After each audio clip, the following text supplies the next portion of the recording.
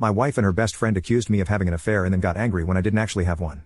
My wife, 29F, and I, 31M, had a baby last December. It was a traumatic birth, and my wife developed postpartum depression. Although she initially planned to return to work after the birth, she has been struggling enough that we decided to wait until our daughter was a year old and then reassess. She has been attending therapy weekly. With my wife at home full-time, I've had to work increased hours. This is something we discussed before making this decision, and she knew about it from the start. A few weeks ago, my boss approached me about a project that would require a lot of overtime in a short amount of time. It would be both financially beneficial and advantageous for my career. I talked to my wife about it, and she agreed that I should say yes to my boss. For the 4 weeks I'd be working on this, my mother-in-law and her best friend, Jessie, 29F, would come to help out with some of the duties that I typically handle. Jessie is a stay-at-home mom with a 4-year-old and a 2-year-old. She started coming over during the day and would watch the kids with my wife. 3 weeks into the project, it became clear that we'd need a few more weeks to get everything together. I went home that night and talked to my wife about it. She said she was okay with it but became very cold in the days after. It was an unusual behavior over the past few months, so I didn't think much about it and tried not to take it personally. During the last week of the project, I arrived home one night and noticed that Jessie was still at the house. I didn't think much about it, greeted her and my wife, and then went to check on our daughter. Before I could reach her room, I overheard Jessie saying something like, "He doesn't even stop to greet you." Definitely a sign.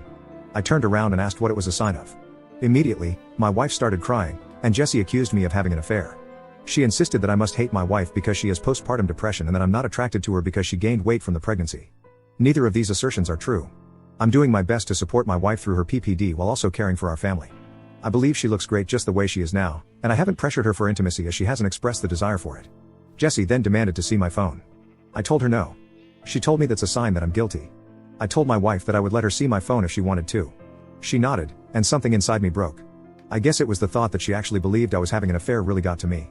That she didn't trust me after everything we've been through. Well, she looked through the phone, and there was no evidence. Jessie started claiming that I deleted the evidence. She began screaming and woke up our daughter, so I told her to get out of the house. Eventually, she left, and I went to calm our daughter since my wife was still on the couch crying. When my daughter was asleep again, I sat down with my wife and tried to talk to her about what's been happening. She told me that she's been worried ever since I started working all the overtime.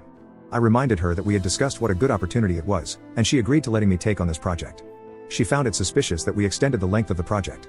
I explained that sometimes that happens. She wanted more evidence, so I showed her messages and emails with timestamps from work and pay stubs showing the overtime. She said she believed me and apologized for doubting me, mentioning that Jessie had been telling her these were all signs that I was cheating. I asked her why she believed Jessie more than me and why she didn't come to me with her concerns. She didn't have a real answer. It's been a couple of weeks, and the project is over. I scaled back and am trying to work a little less than I was before the project so I can spend more time with my wife and daughter. However, I feel burnout trying to do everything and becoming resentful because, in the back of my mind, I know that my wife doesn't trust me. I ask myself, what happens the next time I have a project? Or I have to run errands one day? Or if I have a business trip? Am I going to come back every time to accusations that I'm cheating? I've tried bringing it up a couple of times, but my wife tells me it's not the time and that she's tired or sad. I try to be mindful of her feelings, but I wonder if that means that I can never have any of my own. Update 1.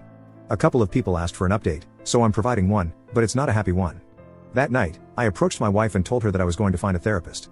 I didn't connect it to her accusations or anything, I just said that I was having a tough time and needed therapy. She shrugged and told me to do whatever. The next day, I got home from work, and our room and my home office were ripped apart. Things were everywhere, important papers scattered. I didn't see her, but our daughter was in her room crying. My wife left her alone, and her cell phone's off. I called my in-laws and a few friends, but no one had seen her. I'm starting to get worried, so I called my mom to see if she could babysit while I go out and look for her. Before my mom can get home, my wife gets back. Jessie's driving. Jessie doesn't come in, but my wife does. She's clearly upset and has been crying.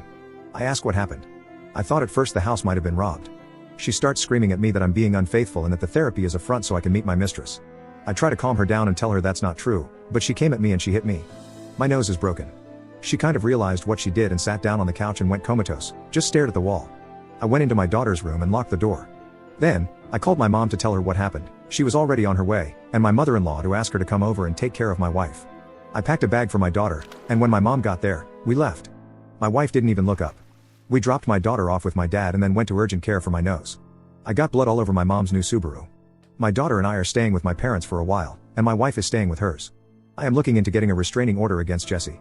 My wife and I are separating. I love her, but I won't live with someone who hurts me and who could potentially hurt our daughter. I am not proceeding with a divorce yet, with the hope that my wife will get the treatment she needs, and we can work things out.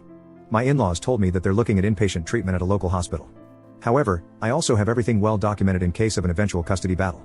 My heart's broken because I know this isn't my wife, this is a sickness in her mind. But I need to keep myself and our daughter safe and give her the space to recover. I'm hoping that this is the right decision. Update 2. My wife passed away early Monday morning. Convinced by her friend Jessie that I was having an affair, which I did not have, she had a mental breakdown, resulting in my taking our infant daughter and staying with my parents for a while.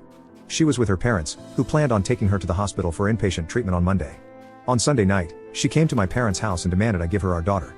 Because she had left her alone for several hours the last time she was responsible for her and had gotten physical with me, I refused. I offered to let her come in and spend time with her while my parents and I were present, but she didn't want to come in and insisted on taking our daughter with her. She was upset but left eventually.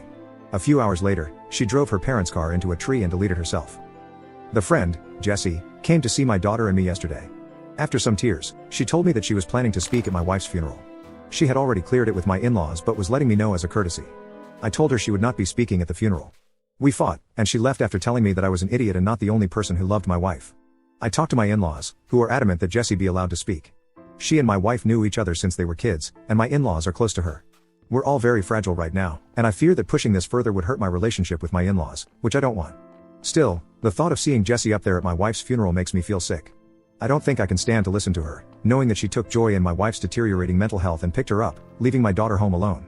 That being said, I don't trust myself to make the best decisions right now. My mind's clouded by grief, guilt, and fear. My parents are split on what to do, and I don't have the energy to reach out to my friends. So, I'm coming here again to ask for your advice. Thank you.